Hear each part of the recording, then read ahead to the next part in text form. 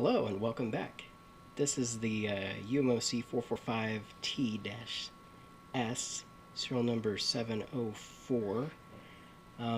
It does in fact have high voltage parts in it, so the caps are 450 volt, well, I guess if you trust those stickers, and the IGBT down here is a 600 volt 400 amp IGBT, so we are in fact a UMOC445 because the 45 in the part number stands for 450 volts, and then the leading 4 stands for 400 amp. So I took this apart to see if there were how hard it would be to upgrade it, because it's apparently running in sensorless vector mode and goes ahead and just starts up. But there's actually some significant changes, so should probably go over those first. I've got another gate driver / power supply board, because this would be easier to show how this works. So a quick little overview. High voltage comes in here and goes through these two fuses. This is the pre-charge system here. This is actually this guy and this guy are thermistors, and they get hot and they limit the current. That's what allows it to pull in the contactor, which is sitting here on the side. There's a little, they implement their own little FET there. So this is the FET that actually pulls in the contactor, and then this has got a little opto-isolator that controls him. But anyways, so eventually you get over to here. This is the same cap here, 450 volt capacitor. I guess I can show you that this one says 450, but it's on the other side. If I can get around there, it'll focus. You can see it's a 22 microfarad 450 volt cap. So now we've got main power on here, stack, and then it goes through this little switch here. Come on, focus. Which I believe is an IGBT. I don't think that's actually a MOSFET. And this is the switching controller for it. And then eventually this goes over, this goes through this resistor, which is only like a 33 ohm, or it might be 3.3 ohms. Actually, I think it is 3.3 ohms.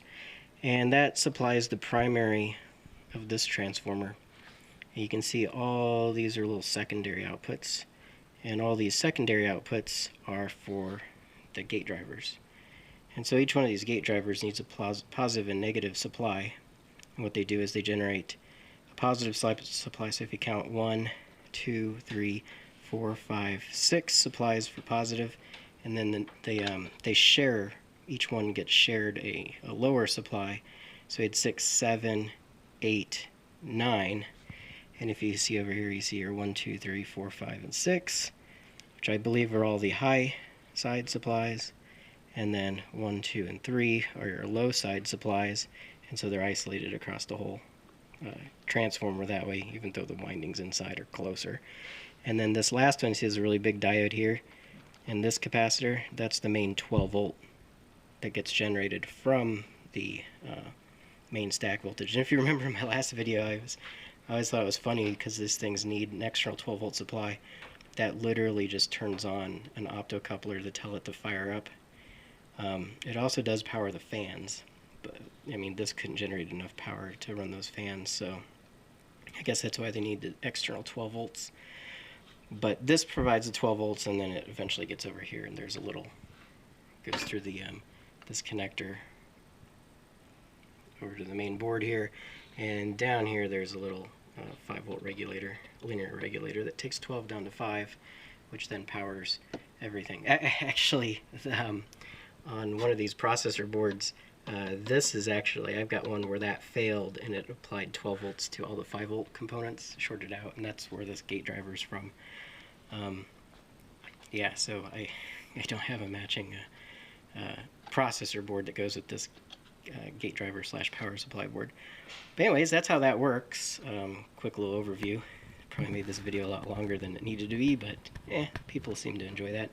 But anyways, you can see some differences, and it's interesting. The differences are pretty easy to spot because they've gone and put all the new components on risers. So you can see like this resistor here got replaced by this, and they've got on little risers. little socket. Same with, if you look down in here, all of these resistors in here,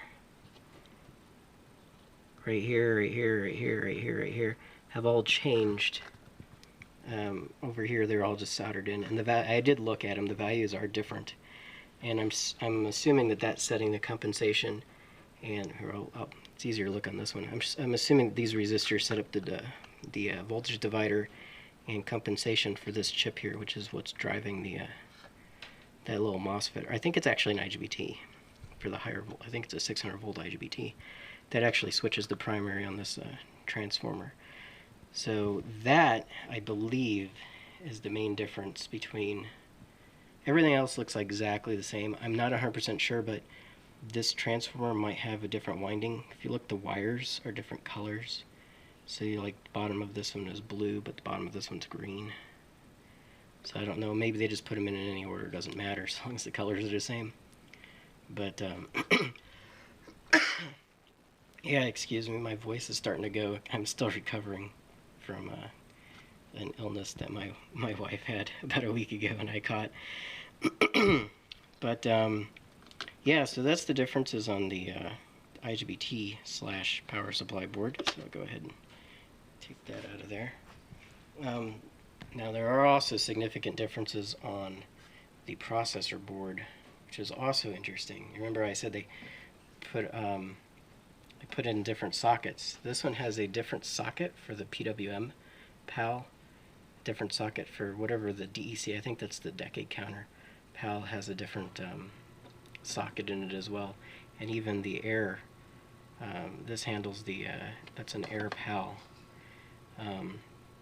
Programmable array logic is what the PAL stands for, and so those are different, and we definitely have two different PROMs down here. So both the code, I was hoping it'd be as simple as I just clone the PROMs from another UMOC445, throw them in there, and then boom, everything's up and running. But we can tell they've made some changes here. So if we look down here, there's a bunch of resistors that are not populated that have been removed and changed out with the risers.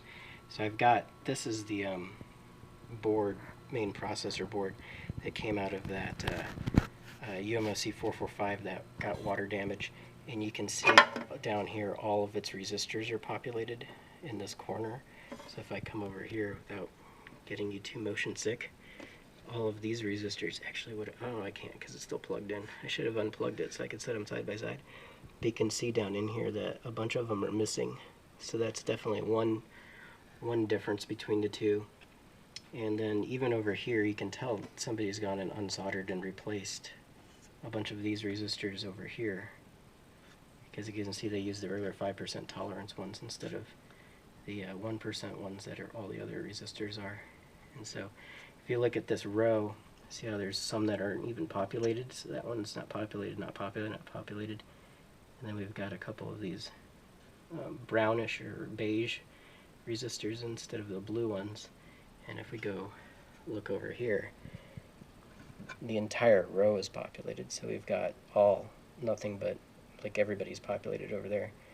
So there's definitely some significant differences between it. Even if you look at all these supplies, these are all inductors that filter for these supplies. And if we go over here and look, you can actually see one of them, one of the inductors is completely missing. So that's interesting. So they're not using one whole power supply. But yeah, other than that, I think those are all the differences I noticed, just my quick glance. So I'm not sure how easy it's going to be to reprogram this drive like I thought it would be. It looks like it's got some significant changes. Now I guess I could go through and measure all the components and then compare them to, say, this one, and then make it an exact copy and eventually get it up and running. If the PROMs in here are still good, we can take those out. I would assume they was spinning the motor. Those two EPROMs. I mean, what's interesting is these are one-time programmable chips, because you can see they don't have the windows on them. One-time programmable PROMs, or EPROMs, whereas these ones have the windows on them. So yeah, this is definitely some kind of custom. I'm gonna guess that that little S on the end here means special or something along those ways. Custom, who knows? But yeah, yeah, I don't know if I'm gonna be able to use this one. So yeah, but hopefully that was educational. I don't know. It'd be neat to be able to convert these boards from high voltage boards to low voltage boards. I mean, worst case, I should be able to yoink this assembly out and convert any high voltage UMOC445 into a low voltage UMOC445. I mean, theoretically that should work. So that might be what I end up doing, is grabbing another high voltage one and just swapping out the gate driver / power supply board, and then we have a low voltage one. Anyways, thanks for watching.